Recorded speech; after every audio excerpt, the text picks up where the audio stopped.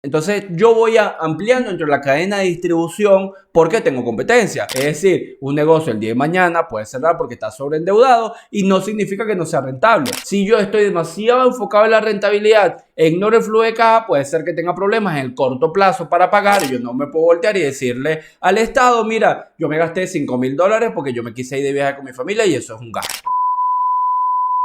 Te doy la bienvenida a un nuevo episodio de El tiempo es dinero y como en todos los episodios vamos a hablar de economía, finanzas, dinero, negocios y todo lo que tiene que ver con educación financiera para que tú puedas conseguir mayores niveles de libertad e independencia financiera, que es lo que todo lo que estamos buscando para poder garantizar no solamente nuestro propio futuro, sino también el de nuestras familias. Hoy tenemos un programa muy especial porque vamos a hablar de errores financieros que comete un negocio pequeño. Cuando uno está comenzando en el mundo de los negocios, tiende a cometer muchos errores que después van repercutiendo en cómo va saliendo el negocio y también amenazan la rentabilidad y la sustentabilidad en el largo plazo de ese negocio. Entonces, hoy vamos a hablar de algunos de ellos y vamos a comenzar de una vez. El primero, no separar las finanzas personales de las del negocio. Es decir, tenemos un mezclote de todo. Yo siempre les digo, uno tiene lo que se llama la contabilidad fiscal, sobre todo cuando uno es un negocio pequeño, que es, mira, yo tengo un contador y ese contador le pago para que me declare una serie de impuestos, pero yo internamente manejo todo un mezclote como si eso fuese un kiosco, el negocio es mi caja chica, estoy agarrando plata del negocio y después la repongo. Yo creo que lo que está dentro del negocio es lo mío cuando no es así, ni siquiera cuando uno es único dueño, que uno de los errores, bueno, pero yo no tengo socio, así que yo puedo hacer con eso lo que quiera. No, un negocio es un ente aparte de ti que necesita su propio manejo financiero y no podemos viciarlo con nuestros propios errores de finanzas personales. Mi papá siempre pone un ejemplo de esto que es muy clásico. Si tú agarras y te vas de viaje, si el negocio es tuyo y puedes pagar ese viaje, pero las finanzas del negocio son las finanzas del negocio. Yo no me puedo voltear y decirle al Estado, mira, yo me gasté $5,000 porque yo me quise ir de viaje con mi familia y eso es un gasto. Las finanzas personales son las finanzas personales y las finanzas de negocio son las finanzas de negocio. Error número 2, la falta de un presupuesto claro. Cuando uno está comenzando, por lo general, bueno, como vaya viniendo, vamos viendo, gastamos hasta donde tenemos. Yo siempre pongo el ejemplo de un restaurante de hamburguesas. Las personas tienen $15,000, $20,000 en un restaurante de hamburguesas y se quieren gastar $15,000 o $20,000. Es decir, todo lo que tienen es la remodelación del sitio y el alquiler. Cuando en realidad un negocio no es solamente lo que físicamente tú ves. Y financieramente, yo les estaba explicando en un video hace pocos días que las finanzas es ver hacia el futuro. Es decir, yo voy a tratar de ver lo que va a suceder antes de que suceda con el dinero. Y un negocio es más que comprar máquinas, comprar lo que necesito para vender. No, necesitamos un presupuesto claro que además también incluya, yo siempre le digo cuando el negocio es pequeño, un capital de trabajo operativo. No es un capital de trabajo como tal, porque las grandes empresas lo manejan de otra forma, sino es simplemente un dinero que tú tienes para afrontar gastos en el corto plazo si no se cumplen las metas de venta, que es muy común que pase sobre todo en Venezuela y en Latinoamérica. Contexto que incluso haciendo estudios de mercado, cuando tú vayas a entrar a ese negocio, te vas a quedar probablemente muy por encima en lo que estimaste sobre la realidad, porque la gente piensa que vender 1,000 arepas mensuales es sencillo, porque bueno, 1,000 entre 30, entonces yo voy a vender 33 arepas por día, si yo trabajo 8 horas, voy a vender 4 arepas por hora, como si eso fuese sencillo. Sí, tienes capacidad para elaborarlo, pero realmente vas a tener la demanda para eso. Entonces, por lo general, cuando estamos comenzando un negocio, nos quedamos muy sobreestimados de ventas y eso hace que nos quedemos muy por encima los gastos con relación a la realidad, y cuando tienes el golpe de realidad, entonces tienes un problema. Necesitamos un presupuesto claro, no importa el tamaño del negocio. Si uno es pequeño, uno tiene una mediana empresa o un pequeño emprendimiento o un pequeño comercio, uno siempre tiene que tener la visión grande y uno tiene que establecer las bases para poder lograr cosas. Número 3, ignorar el flujo de caja, como que si eso no existiera. Yo siempre le digo a la gente, nosotros no podemos confundir ganancias con flujo de caja, si no seríamos un kiosco. El flujo de la caja es como entra y sale dinero y no solamente se alimenta del operativo del negocio, también se puede alimentar del capital del accionista, de los accionistas, de los préstamos, de los financiamientos. Hay muchas formas que el flujo de caja se puede alimentar que no significa ganancias de negocio. Si yo estoy demasiado enfocado en la rentabilidad e ignoro el flujo de caja, puede ser que tenga problemas en el corto plazo para pagar y no significa que ese negocio no sea rentable, sino que tiene problemas puntuales para pagar.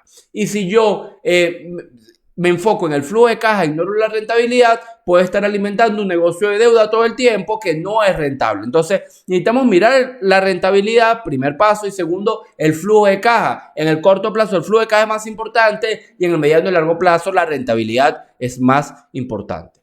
Número 4, no planificarse para pagar impuestos. La mayoría de los negocios, cuando están en un proceso de crecimiento, sacan una cuentica mensual y esa cuenta mensual dicen, bueno, esto es lo que me quedó de rentabilidad.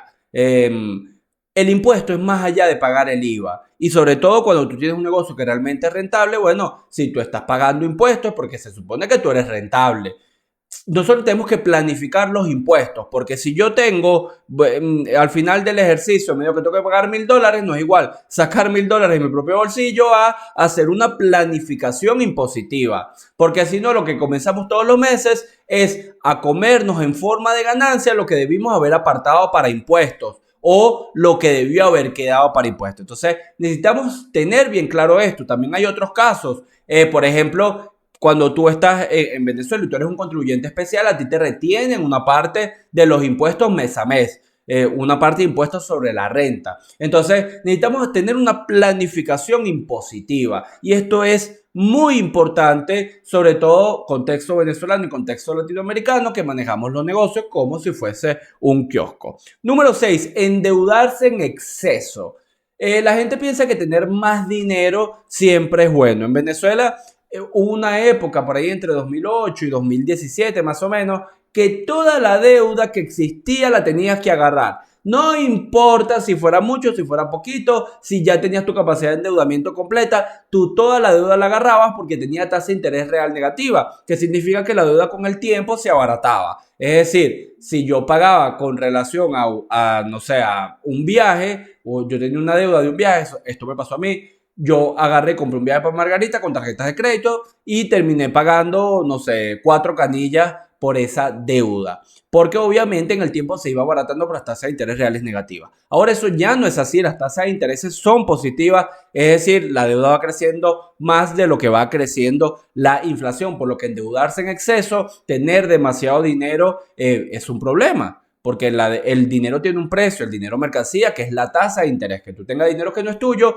tienes que pagar ese precio del dinero. Entonces, si yo tengo una deuda en exceso que no sé qué hacer con ella, nosotros podemos tener deuda para flujo de caja, por ejemplo, podemos tener deuda para comprar mercancía, para solucionar problemas puntuales con el tema del pago de proveedores. Hay muchas cosas para invertir, para hacer una nueva unidad de negocio, para remodelar. Hay muchas cosas por las que uno se puede endeudar. Ahora, tiene que tener un plan esa deuda, porque si no lo que va a hacer es que tú lo vas a incorporar a tu flujo de caja, esa deuda va a estar ociosa y no te va a generar el retorno. Entonces, bueno, estás teniendo un salvavidas hoy, pero estás entrando a lo hondo y ese salvavidas se va a ir espichando. Necesitamos endeudarnos con conciencia más en el mundo de los negocios, porque eso significa sacrificio de rentabilidad o sacrificio de sostenibilidad. Es decir, un negocio el día de mañana puede cerrar porque está sobreendeudado y no significa que no sea rentable. Cuando uno saca un estado de resultados, uno lo va dividiendo por sectores. Primero tienes el margen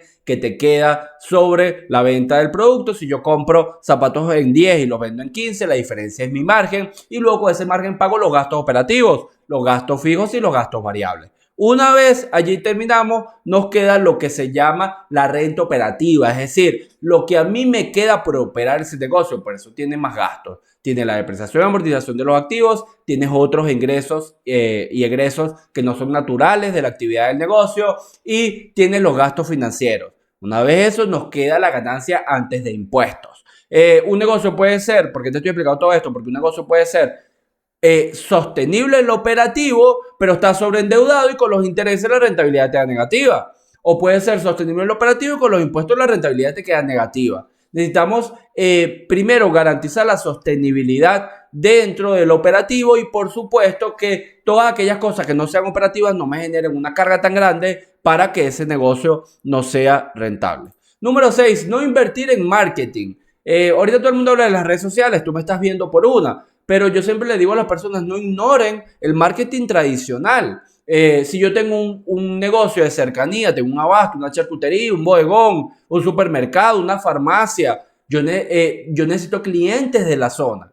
Entonces, bueno, sí, yo los capto por redes, esa es una de las formas, pero no ignores que por la zona tú puedes volantear, puedes poner vallas publicitarias, puedes hacer acuerdos con empresas que estén cerca. No, una cosa no sustituye a la otra, sino que se complementa. Sí, hay negocios que simplemente por publicidad en redes sociales viven y viven muy bien, pero hay otros negocios, sobre todo cuando están empezando, que necesitan un impulso adicional por los canales tradicionales. Tienes que invertir en marketing, tienes que medir bien lo que estás invirtiendo, porque ese es otro problema. La gente piensa que, bueno, yo le metí $200 a publicidad en ads dentro de Instagram, por ejemplo. Y entonces tú ves y no mides nada, entonces en algún punto esos $200 te van a parecer demasiado caro y vas a querer bajarlo o vas a querer quitarlo. Necesitas poder medirlo. Si yo invierto $200 en marketing, es porque yo puedo medir que eso que me va a generar me va a dar mucho más margen por lo menos del producto. Esto tiene que ser muy claro, es decir, volvamos al caso. Si yo yo agarro y compro zapatos en 10 y los vendo en 15 y le meto 100 a publicidad en ads, esto no me puede generar menos de 150. Si me genera menos de 150, entonces no es sostenible, no vale la pena. O hay que cambiar la estrategia o no se está haciendo de la mejor manera posible. Pero yo tengo que poder medirlo porque esto me tiene que dar por lo menos el margen de ese producto. Siguiente punto, número 7, falta de control en los costos. Sobre todo los costos operativos. Como comencé diciéndoles, si yo quiero invertir en un local de arepas, yo pienso que vender 1000 arepas es muy sencillo. Pero ¿qué me pasa que me generan 1000 arepas? Que yo calculo mi margen, me calculo mi renta y después con esa renta establezco los gastos operativos, tanto los fijos como los variables, alquiler, servicio, personal, etc. Si yo hago un cálculo errado de la cantidad de ventas que tengo o que me va a quedar muy lejos de la realidad, cuando yo vaya a calcular estos gastos operativos, puedo pensar que puedo meter una persona más o que me puedo mudar un sitio más caro porque yo estoy contando con una cantidad de dinero que me va a sobrar de la renta que no es real. El papel lo aguanta todo. Tú puedes decir que puedes vender 3000 arepas, pero cuando te enfrentas a la realidad, si tú no tienes bien medido cuánto vas a vender, entonces probablemente el negocio va a tener un tamaño muy grande que va a ser muy difícil sostener. Y esto es un error que se comete normalmente dentro del mundo de los negocios. Se sobreestiman ventas, se hace una estructura operativa muy grande y esa estructura operativa no se puede pagar. Entonces empiezan allí los problemas. Número 8, ignorar la competencia.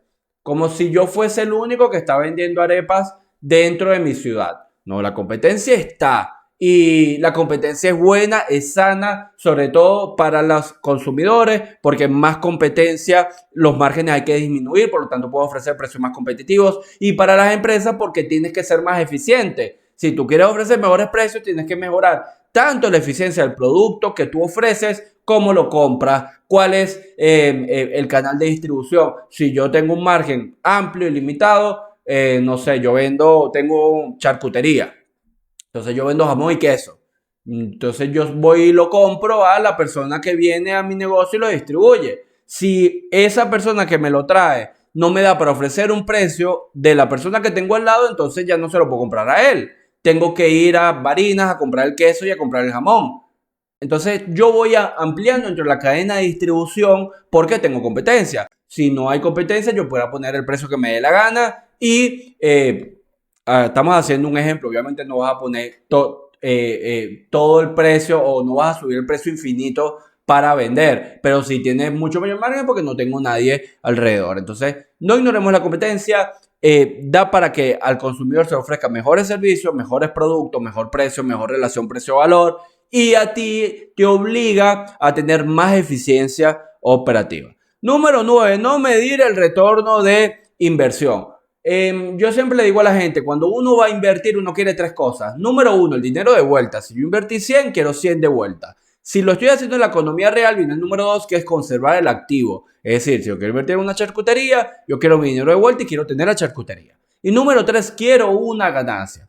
¿Qué pasa con estas tres? Por lo general, la persona se olvida de la inversión inicial porque no quiere no quiere hacer sufrir tanto el negocio de entrada, conserva el activo y tiene una ganancia. Pero en realidad, cuando va teniendo esta ganancia, no es ganancia, sino es retorno de la inversión. Entonces es común que diga, mira, bueno, yo invertí $1,000 en un negocio y me dio 100 de ganancia mensual. No, eso es el retorno de tu inversión hasta que se cumplan los 1,000. Luego del 1,000 es que comienza a ser una ganancia real. Pero no te olvides que tienes tres factores. Tú quieres tu dinero de vuelta. ¿Por qué lo hacemos de esta manera? Porque la ganancia tú la puedes destinar para cualquier cosa. Tú la puedes destinar para reinversión de negocio. Tú la puedes destinar obviamente para tus lujos, tu gasto, cualquier cosa. Pero el retorno de la inversión no. Si el dinero que a ti te devuelve, la idea es que tú lo agarres y lo inviertas en otra cosa, no que te descapitalices. Entonces, vive bien tu retorno de inversión y ese dinero cuando vuelva o en el proceso que venga de vuelta, tú tienes que voltearte a invertir en otra cosa o invertir dentro de ese mismo negocio. Pero el retorno de la inversión y la ganancia hay que saber diferenciarlas cuando uno va a poner un negocio. Número 10, descuidar el control del inventario.